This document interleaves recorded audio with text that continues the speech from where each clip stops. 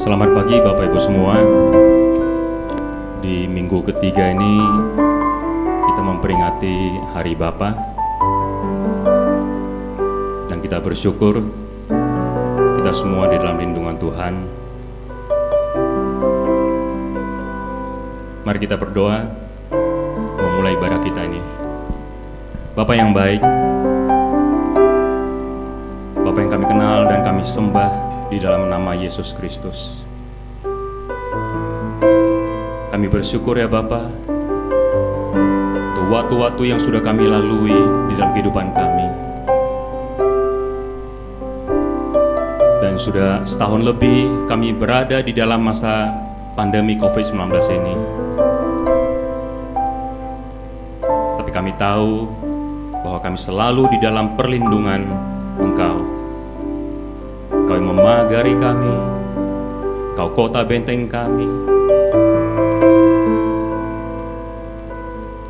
Kami tahu bahwa situasi ini masih di dalam kontrol Engkau ya Tuhan.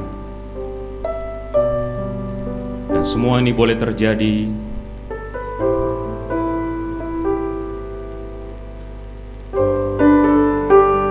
atas izin-Mu ya Tuhan. Satu hal kami tahu, Kau Allah yang tidak pernah meninggalkan kami. Kau selalu ada untuk kami. Dan kalau kami sudah melihat perbuatan tangan-Mu yang ajaib di hari-hari yang sudah kami lalui, di minggu yang baru nih ya Bapa, di hari-hari yang tidak pernah kami lalui, satu hal kami tahu, Kau selalu menuntun kami. Bahkan Engkau ada di depan kami ya Bapa. Sebabnya pada pagi hari ini kami datang untuk menaikkan syukur kami, meninggikan nama-Mu. Engkau Allah yang baik, Engkau Bapa yang sangat amat baik. Kami bersyukur untuk kehidupan ini.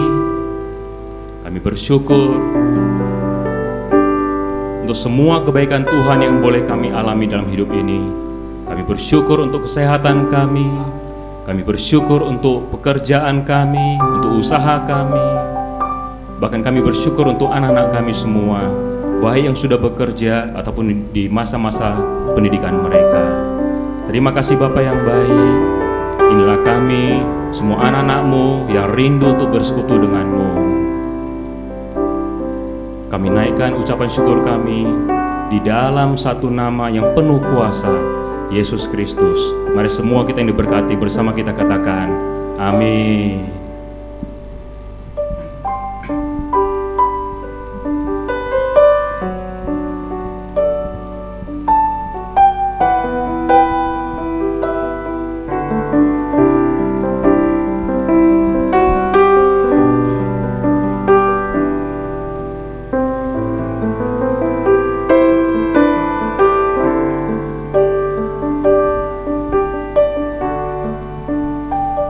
Bapa yang baik,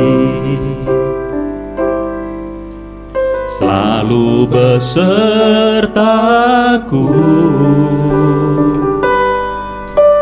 setiap detik, setiap waktu. Kau perhatikanku, Kau Bapa yang setia, selalu menjagaku.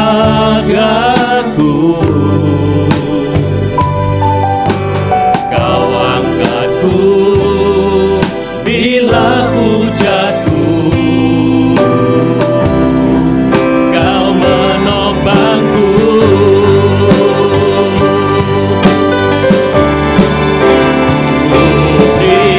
Syukurku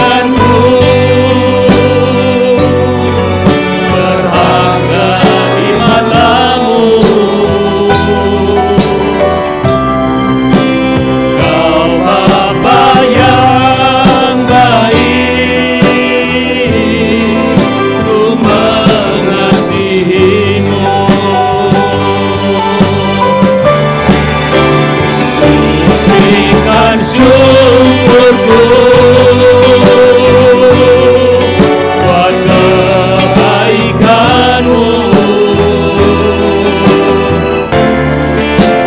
Ku berikan syukurku buat pertolongan-Mu. Dan Kau jadikanku berharga di mata-Mu.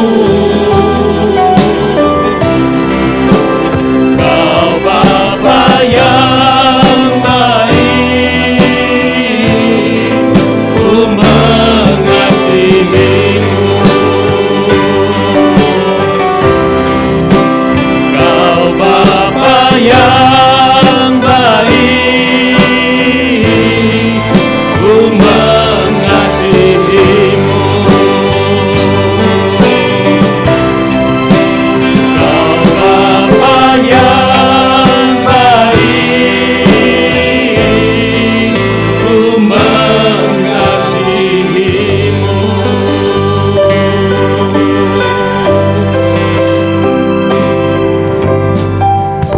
Ajar kami ya Bapa, supaya kami semua pria-pria yang ada di sini boleh menjadi bapa dari anak-anak kami, boleh menjadi bapa yang bertanggung jawab, bapa yang mengasihi anak-anak kami seperti Engkau juga mengasihi kami semua ya Bapa. Amin.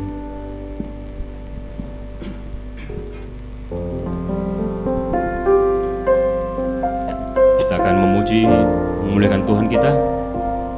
Kita akan bersorak-sorai bersama.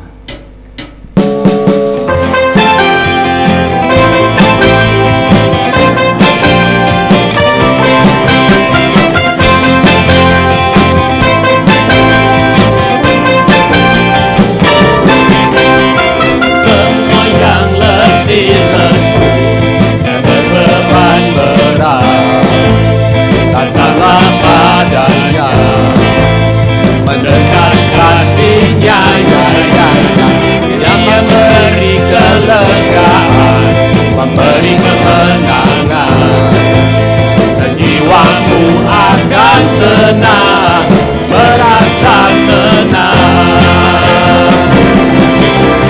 Tenanglah hatiku, saat Kau bersamaku, sukacitaku penuh di dalam anugerah-Mu. Tenanglah hatiku, saat Kau bersamaku, sukacitaku penuh di dalam anugerah-Mu selamanya.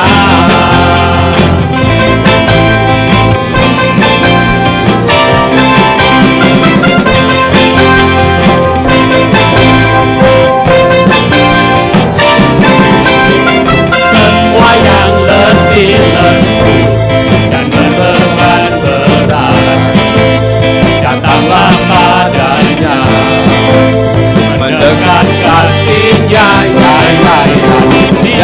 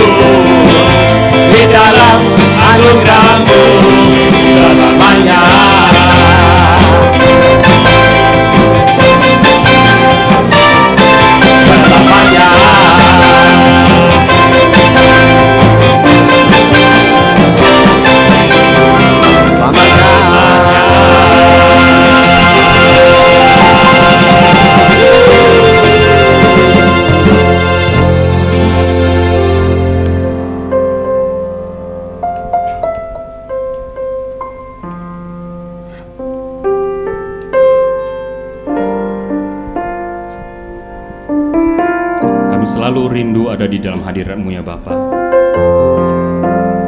Sebab di sanalah kami merasakan keamanan, kami merasakan ketenangan di dalam hidup kami.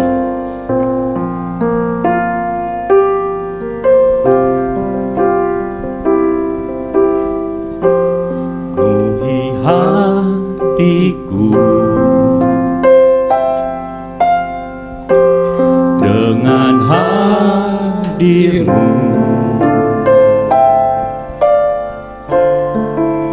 ku rindu memandang wajah-Mu, oh Tuhan, di dalam kekudusan-Mu. Bawaku dekat dalam hati-Mu,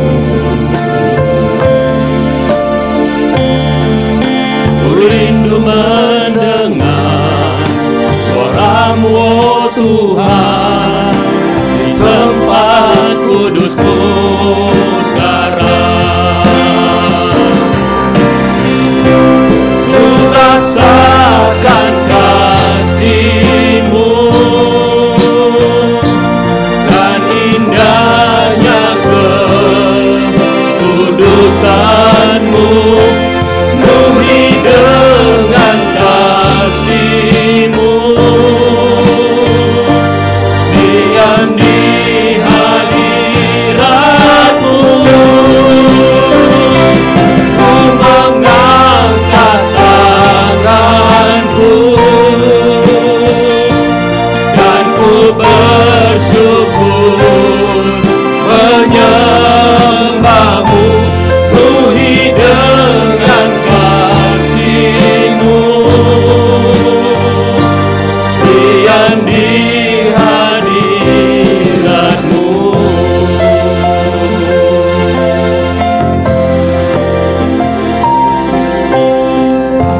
Penuhi hatiku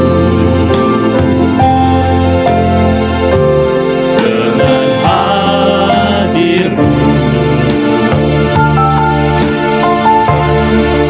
ku rindu memandang wajah-Mu, oh Tuhan, di dalam kekudusan-Mu.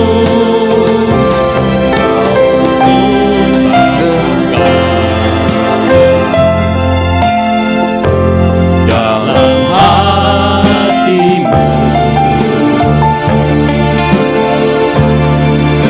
ku rindu mendengar suara-Mu, oh Tuhan, di tempat kudus-Mu sekarang.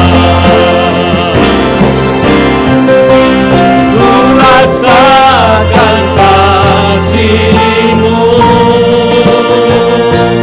dan indahnya kekudusan-Mu, penuhi dengan kasih-Mu,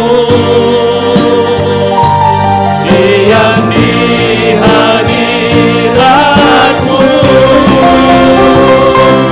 Ku mengangkat tanganku dan ku bersyukur menyembah-Mu, penuhi dengan kasih-Mu, diam di hadirat-Mu.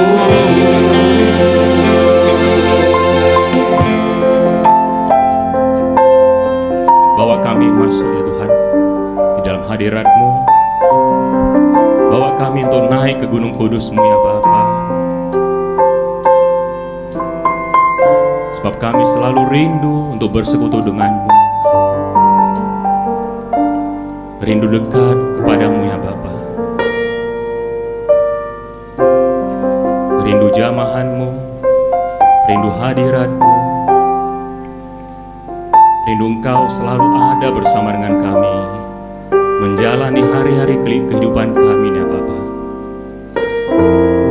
Kami bersyukur walaupun di dalam masa masa-masa yang penuh dengan kesulitan, di masa-masa pandemi COVID-19 ini ya Bapa, kami selalu sehat, kami selalu kuat, bahkan Kau memberkati semua usaha pekerjaan kami, memberkati anak-anak kami semua ya Bapa. Kau sungguh Allah yang gagah perkasa, Allah yang maha kuasa. Segala sesuatu yang ada di dunia ini ada di bawah kendali-Mu ya Bapa. Dan kami bersyukur menjadi anak-anak-Mu. Ku rasakan kasih-Mu dan indahnya kekudusan-Mu, penuhi dengan kasih-Mu,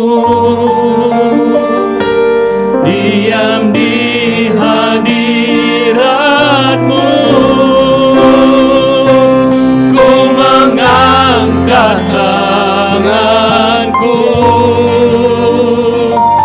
dan ku bersyukur menyembah-Mu, penuhi dengan kasih-Mu,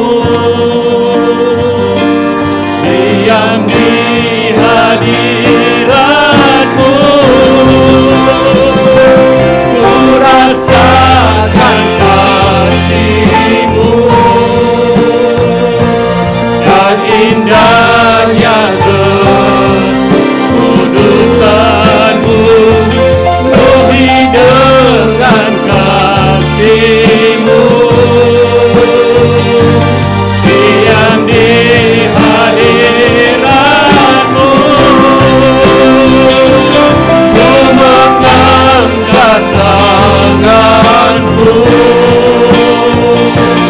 dan ku bersyukur menyembah-Mu, penuhi dengan kasih-Mu, diam di hadirat-Mu.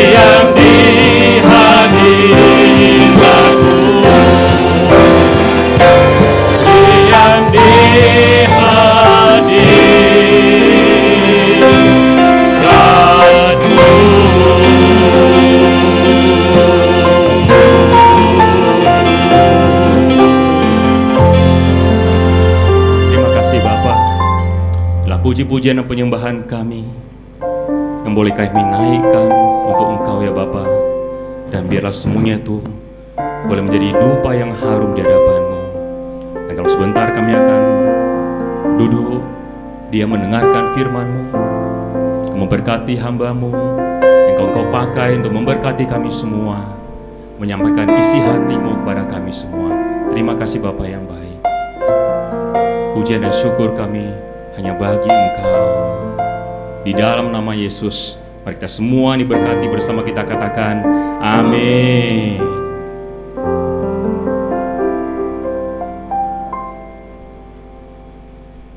Shalom, selamat berjumpa lagi dalam hadirat Tuhan. Untuk saudara yang dikasihi Tuhan di Jemaat GVI Afia Cemara Medan, sungguh ini anugerah Tuhan yang besar kita boleh bertemu. Hari ini kita memperingati Hari Ayah. Dalam bahasa Inggris disebut Father's Day. Saudara, peranan ayah itu sangat penting dalam kehidupan ini. Bukan berarti peranan ibu tidak penting, bukan. Ya, tapi mari sebelum kita belajar, kita minta Roh Kudus mengurapi kita untuk kita boleh mengerti firman Tuhan. Terima kasih kepada Ibu Gembala dan tim pelayanan yang memberi saya kesempatan untuk boleh berbagi.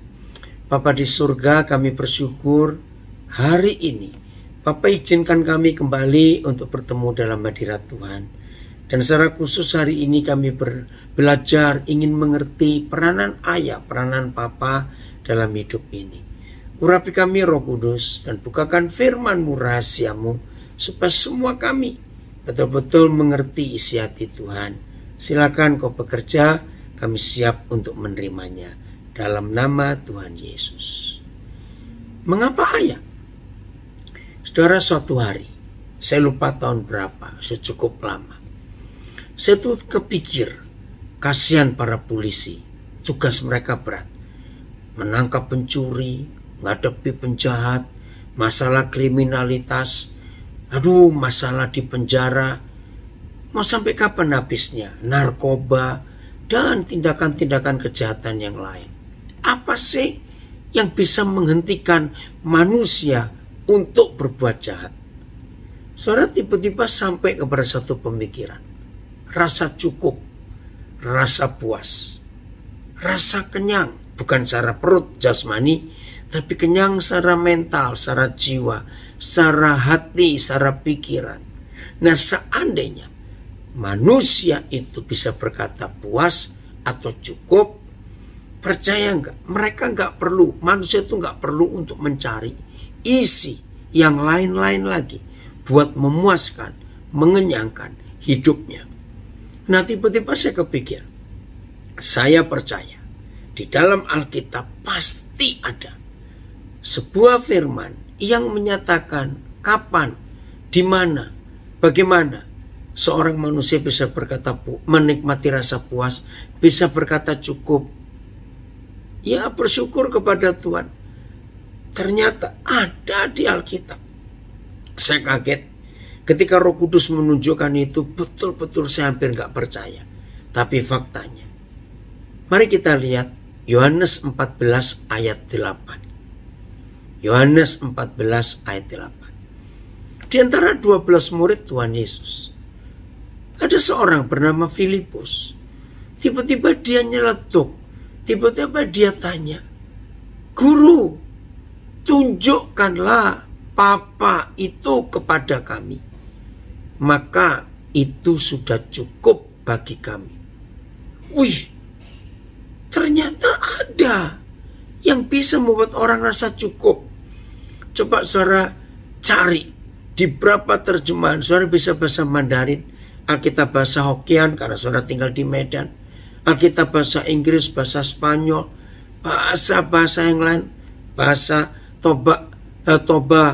Batak Toba, Karo. Cari, karena Alkitab ada di semua bahasa itu. Kata cukup itu bisa disebut kenyang, puas, lengkap, utuh, komplit. Wih, luar biasa. Nah, ternyata kata cukup dan orang bisa merasakan cukup, puas, nikmat. Bapa, Engkau ajaib. Hanya ketika Bapa itu menyatakan diri. Lagi sekali Yohanes 14 ayat 8. Kata Filipus kepada Tuhan Yesus, Tuhan, tunjukkanlah Bapa itu bagi kami, maka itu sudah cukup.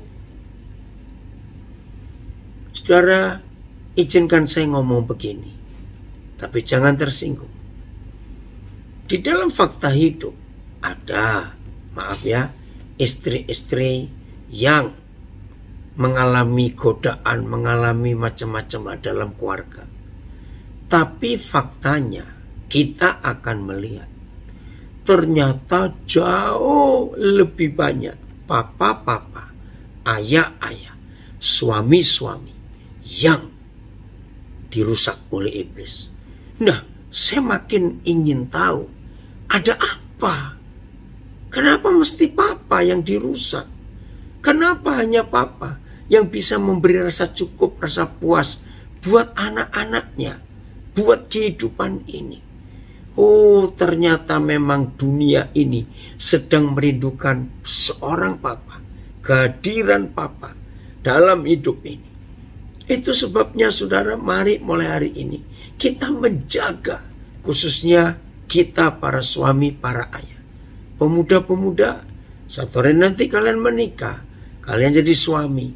Dan beberapa saat kemudian setelah kalian jadi suami, istri kalian melahirkan anak kalian. Nah, sejak itu kalian dipanggil papa, punya jabatan papa. Begitu fatalnya peranan papa, dan begitu ngerinya kehancuran kehidupan kalau peranan papa itu dihancurkan. Nah, saya ingin tunjukkan fatalnya ini supaya kita semua makin tahu betapa pentingnya papa. Maleakhi 4 ayat 6. Saudara, di seluruh dunia ini tidak ada satupun buku, tolong dicatat, seluruh dunia ini gak ada satupun buku yang pernah menulis. Mungkin orang berkata meramalkan atau apa, gak ada, yaitu yang pernah menulis mengapa bumi ini bisa gak cuma hancur loh saudara, musnah. Wih, itu kan ngeri sekali. Masa bumi akan musnah? Betul.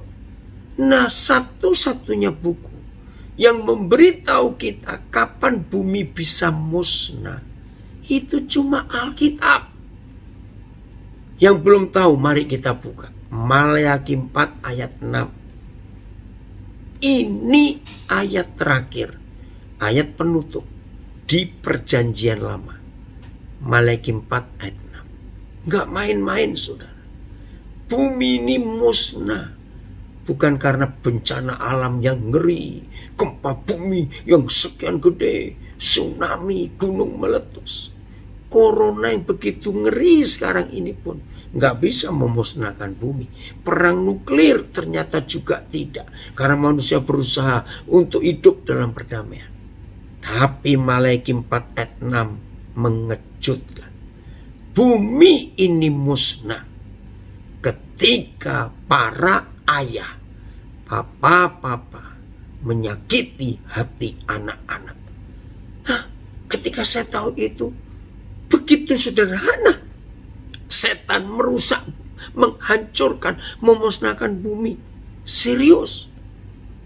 Maleakhi 4 ayat 6. Maka ada seorang utusan yang mendahului Tuhan dengan kuasa Elia, yang mampu membuat hati papa-papa berbalik untuk mengasihi anak-anaknya, sehingga hati anak-anak bisa berbalik mengasihi papanya.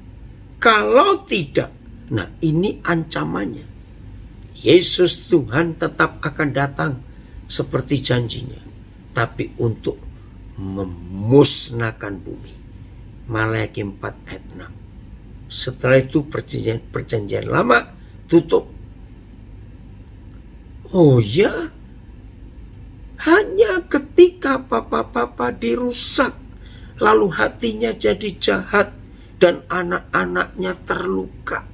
Saat itulah anak-anak jadi anak-anak durhaka.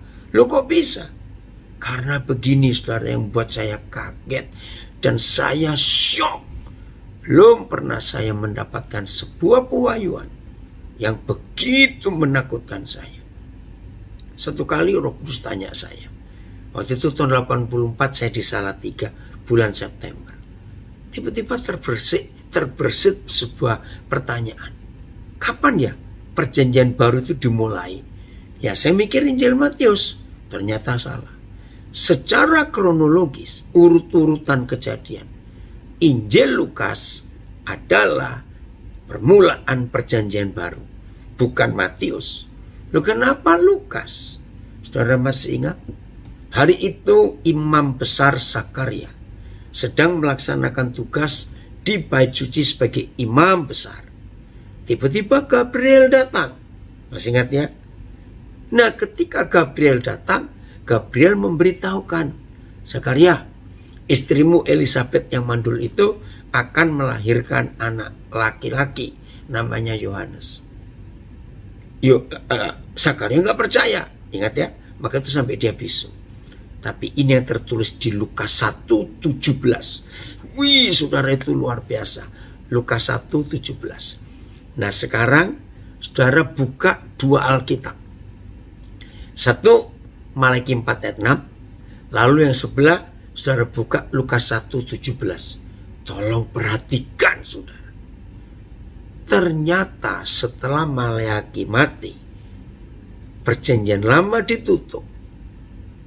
Nah jarak dari Maleaki sampai ke Imam Zakaria, ya ini orang Yahudi hampir sama seperti orang Tiongkok yang selalu menulis silsilah itu sangat teliti. Nah dari Maleaki ke Imam Zakaria dalam perhitungan tahun Yahudi itu 400 tahun. Saudara bayangkan, firman yang terakhir mengakhiri perjanjian lama itu adalah firman yang sama 400 tahun kemudian. Bapa di surga berfirman kembali. Dan itulah permulaan perjanjian baru. Dan firmannya begini, Lukas 1:17. Ada utusan yang akan diutus, itulah Yohanes Pembaptis, yang akan membuat hati bapak-bapak berbalik kepada anak-anaknya. Dan ini Lukas 1:17. Pikiran orang durhaka. Wush, ngeri. Berbalik menjadi orang benar. Dan di Lukas 1:17 Tuhan tidak mengancam dan tidak marah, karena Tuhan berharap di generasi perjanjian baru gereja berhasil membuat hati semua ayah, semua papa mengasihi anak-anaknya. Maka kalimat terakhir ayat 17 Lukas 1. Dengan demikian, dengan apa? Dengan berhasilnya pelayanan gereja yang memulihkan ayah-ayah untuk bertobat mengasihi anak-anaknya, maka Tuhan akan mendapatkan umat yang layak baginya. Wih, saudara, itu luar biasa. Nah, karena di dunia ada umat yang layak, maka Tuhan Yesus tetap datang seperti janjinya, tapi bukan untuk memusnahkan. Oh, Bapak, engkau luar biasa. Maka itu, lihat dalam hidup, ya, ini contoh, fakta. Semua kita, namanya anak-anak waktu masih kecil, ya, semua kita. Atau sekarang papa mama, kalau anak-anak tersakiti, ya, ini firman yang luar biasa. Waktu kita masih kecil, mama bisa melukai hati kita, ya, karena kita nakal atau apa. Papa juga bisa melukai hati kita. Tapi pertanyaannya, anak-anak itu lebih cepat mengampuni mamanya atau papanya? Tolong dijawab. Saya kaget, saudara. Ternyata anak-anak itu jauh lebih cepat memaafkan, mengampuni mama daripada papanya. Bahkan di hati anak-anak ada sebuah sikap hati naluri. Mama boleh salah, tapi jangan papa. Saudara, maka itu ketika papa melukai hati anak, lukanya itu sulit sembuh. Ternyata ini pun ada ayatnya, saudara. Maka itu Alkitab ini luar biasa. 1 Tesalonika 2 ayat yang ke-10. Ditulis di situ ada 3 peranan papa. 1 Tesalonika 2 ayat 10. Sama seperti papa mengasihi anaknya, maka Tuhan minta papa-papa ada 3 di ayat 10. 1, papa itu harus adik, harus saleh, hidup takut akan Tuhan. 2, papa itu harus adil. 3, nah yang ketiga ini, tolong cari yang bahasa Hokkien, bahasa Mandarin, bahasa Batak. Ya, Alkitab bahasa Indonesia sekarang hampir ada 20 terjemahan. Jadi saudara bisa melihat. Yang ketiga ini mengagetkan saya. Papa itu nggak boleh punya cacat. Papa itu nggak boleh punya salah. Papa itu nggak boleh salah di hadapan anak-anaknya. Wih. Maka itu, saudara, ketika mama bisa melukai hati anak, anak-anak cepat untuk mengampuni. Tapi kalau papanya yang melukai, sulit sembuh. Maka itu kalau papa melukai anak dan tidak minta maaf, tidak bertobat, anak itu dendam dan menjadi orang durhaka, jadi orang jahat. Ngeri sekali. Maka itu kita lihat fakta, hampir 100% anak-anak yang berontak pada orang tua, anak-anak yang narkoba, anak yang hancur hidupnya karena keluarga pecah, keluarga broken home. Enggak cuma karena perceraian, tapi karena pertengkaran papa mama yang enggak selesai-selesai, anak itu luka. Tuhan tolong kami di hari ayah, Father's Day ini, biar kami semua, para ayah khususnya, kami mau menjadi ayah teladan untuk anak-anak kami. Kolose 3 ayat 21. Wih, papa kita luar biasa, firman-Nya itu jelas. Kolose 3 21. Begini bunyinya. Hai papa-papa, bukan mama-mama lo, papa-papa, janganlah sakiti hati anakmu. Nah, saya menggunakan terjemahan Lukas 1:17 tadi. Hai papa-papa, ya, untuk Kolose 3:21. Jangan kau sakiti hati anak-anakmu, supaya mereka jangan jadi anak-anak durhaka. Kok bisa? Tuhan tolong kami betul. Begini pernyataan firman itu. Maka itu ayah-ayah, suami-suami, mari hari ini kita betul-betul menjaga hidup kita, menjaga hubungan kita dengan anak-anak kita, supaya mereka pulih hatinya. Ingat 1 Tesalonika 2:10 tadi, anak-anak itu jauh lebih cepat mengampuni mamanya daripada papanya. Nah, papa jangan sakiti hati anak-anak kita. Nah, ada 3 hal besar papa menyakiti hati anak. Tolong dicatat, ada 3 hal besar. Tolong kami Tuhan. 1, ketika anak-anak melihat papanya menyakiti mamanya, itu dendam. Tolong ya, perhatikan. Ketika papa menyakiti mama, entah dengan kata-kata yang kasar, kata-kata yang jahat anak-anak dengar. Apalagi kalau dengan pukulan. Papa mukul mama. Saudara perhatikan, anak-anak gak terima. Anak-anak gak terima. Ayo hari ini kita bertobat. Nomor 2. Yang menyebabkan anak-anak itu sakit hati kepada papanya. Papa gak adil, papa pilih kasih. Papa lebih sayang anak nomor sekian daripada nomor sekian. Ketidakadilan itu melukai hati anak. Tolong ya papa jaga. Nomor 3. Apa yang papa buat bisa melukai hati anak? Ketika papa ingkar janji. Nggak tepat janji.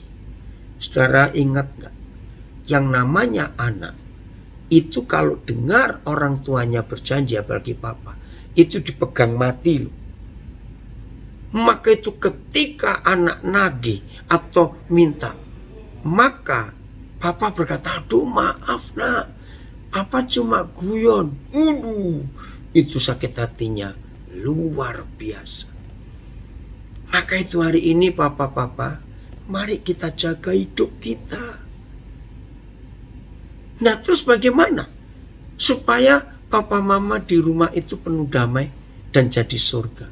Papa mama, firman Tuhan mengajarkan, harta terpenting dalam pernikahan bukan deposito, bukan emas, bukan macam-macam, uang sekian miliar, tidak. Harta terpenting dalam pernikahan kita adalah mengampuni. Maka itu ketika papa mama dengan gangguan si jahat, kita saling menyakiti, maka itu langsung keluarkan mengampuni. Suami-suami rajinlah mengampuni istri. Istri rajinlah mengampuni suami. Terus begitu. Karena begitu kita saling mengampuni, neraka pergi dari rumah kita. Yang ada adalah surga. Tapi yang berkata, ya aku nih capek, mau berapa kali mengampuni. Nah, kalau saudara bilang capek mengampuni pasanganmu atau mengampuni orang lain, bagaimana kalau papa di surga buat itu terhadap kita? Berapa banyak kali kita minta ampun, bertobat, ulang lagi. Bayangkan kalau papa ngomong seperti yang kita katakan kepada orang lain, kepada pasangan kita. Sampai kapan aku ngampuni kamu? Capek aku. Hari ini stop. Jadilah suami-suami, jadilah istri yang penuh pengampunan. Tolong ya suami istri, sadari setiap kita nggak bisa salah. Yang namanya manusia pasti pernah buat salah. Bahkan kemarin-kemarin kita rajin bersalah. Hari ini bisa bersalah, besok pun bisa bersalah. Betul? Itu manusia. Maka itu kalau kita melihat yang di samping kita itu berbuat salah, maka dengan hati Yesus kita harus mengampuni. Maka itu begitu kita tahu Tuhan mengampuni kita dan kita sadar bahwa kita itu juga sering salah, pernah salah dan akan salah, maka kita pun harus mengampuni yang di samping kita. Karena begitu kita bisa mengampuni, itu surga di dunia. Nah, untuk ayah-ayah yang sudah menyakiti anaknya terlanjur, ayo hari ini papa datangi anak-anak kita dan minta maaf kepada mereka. Sungguh itu hal yang bagus sekali. Anak-anak, kalau papa mamamu bersalah, khususnya papa ya, ampuni. Ayo saling berdamai. Kiranya di hari ayah Father's Day ini semua kita hidup di dalam kemenangan pengampunan yang luar biasa. Maka kalau kita penuh pengampunan, rumah tangga kita seperti surga. Indah bukan? Maka hari ayah ini betul-betul hari yang menyenangkan. Suami-suami ayo bertobat. Papa-papa rendahkan hati, jangan sombong. Jangan berkata gak bisa, aku gak salah, anakku yang salah. Sudahlah. Begitu pula para istri, maafkan suami. Ayo kita berdamai.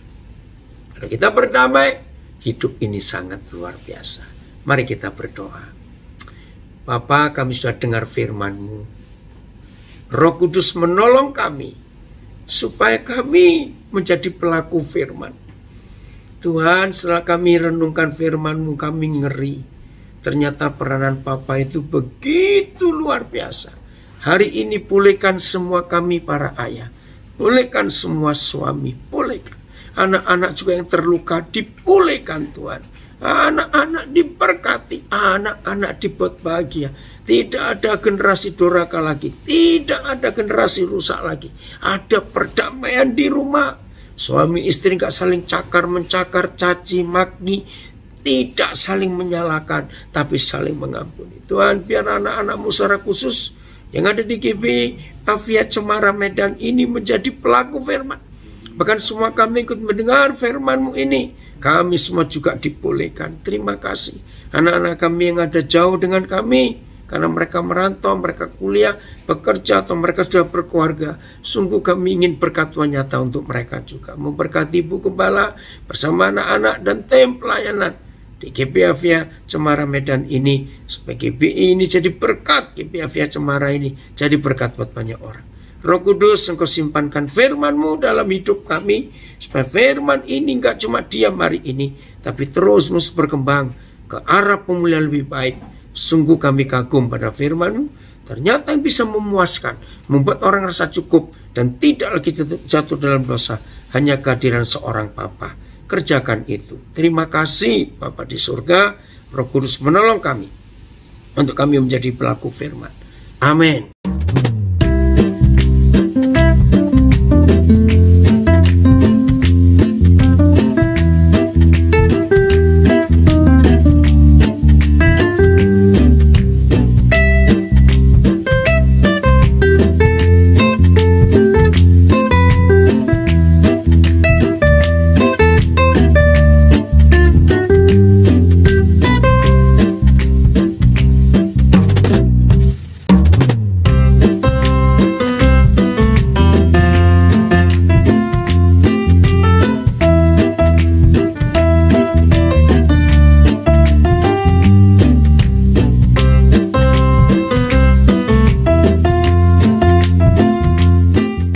Sekarang saudara-saudara yang dikasihi Tuhan, setelah kita mendengar firman ini dan kita semua mengambil keputusan mau menjadi pelaku, terimalah berkat dari Bapa di surga, berkat kasih sayang yang melimpah, berkat damai sejahtera pengampunan dari Tuhan Yesus Kristus, berkat dari penyertaan persekutuan dengan Roh Kudus. Kalau kita taat kepada Tuhan, mulai hari ini sampai seterusnya, berkat ini jadi bagian kita semua. Mari kita menjadi pelaku firman, dan kita selesai ibadah ini, kita jadi berkat buat dunia ini. Di dalam nama Tuhan Yesus Kristus, Tuhan memberkati kita. Haleluya. Amin. Shalom, sampai jumpa. Tuhan Yesus memberkati.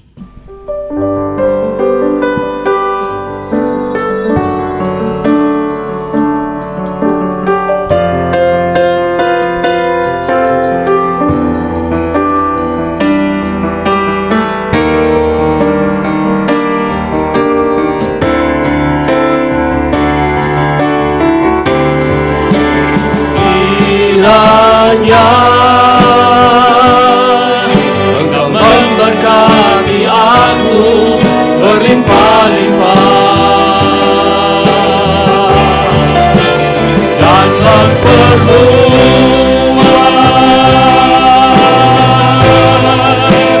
daerahku,